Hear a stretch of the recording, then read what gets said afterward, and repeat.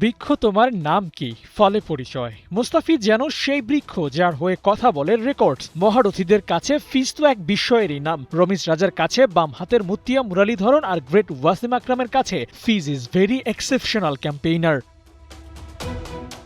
লাহোরের হয়ে প্রথম ম্যাচে ১৯ রানে ১ উইকেট নিয়েছেন। আহামরি স্পেল তো নয়, তবুও কেন এত কথা? উত্তরটা সহজ। মুস্তাফিজ গোটা স্পেলে যে ধাঁচে বোলিং করেছেন তাতে ওকে নিয়ে আলাদা করে কথা বলতেই হয়। ২৪টা বলে দেননি কোনো বাউন্ডারি, ৯ বলে দেননি কোনো রান। ফ্রি হিটেও ব্যাটাররা ফিজকে দিতে পারেনি টাফ টাইম। ফিজ দিন দিন যে আরো ভয়ঙ্কর হয়ে উঠছেন তার প্রমাণ এই স্ট্যাটগুলোই।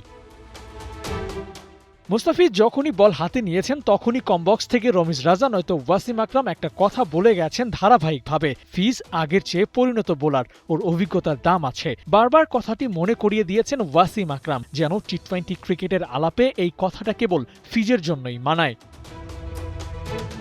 মুস্তাফিজ শুধু পিএসএল নয়, দুনিয়ার যেখানেই খেলতে যান সেখানেই আলাদা নাম কামিয়ে আনেন। রেকর্ড বুকেও ওর নামটা জলজল করছে। বামহাতি পেসারদের মধ্যে মোহাম্মদ আমির, ওয়াহাব রিয়াজের সাথে যৌথভাবে সর্বোচ্চ টি-20 উইকেট শিকার করা বোলার মুস্তাফিজ। অদম্য কাপের উইকেটগুলো যুক্ত হলে আমিরদেরও পেছনে ফেলতেন কাটার মাস্টার।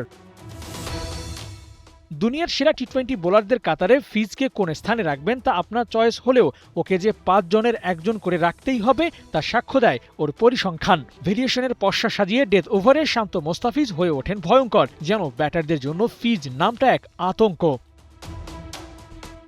মুস্তাফিজের এই গ্রেটনেসের কথা স্বীকার করেছেন হারিস রৌফও। স্পষ্ট করেই বললেন, ফিজের মতো বোলার ওদের দলে আছে, এটা নাকি ওদের লাক্সারি। ঠিকই তো, টি-20 ক্রিকেটে মুস্তাফিজের জন্য এই বিশেষণই তো পারফেক্ট। আবু নাইম, ৭১।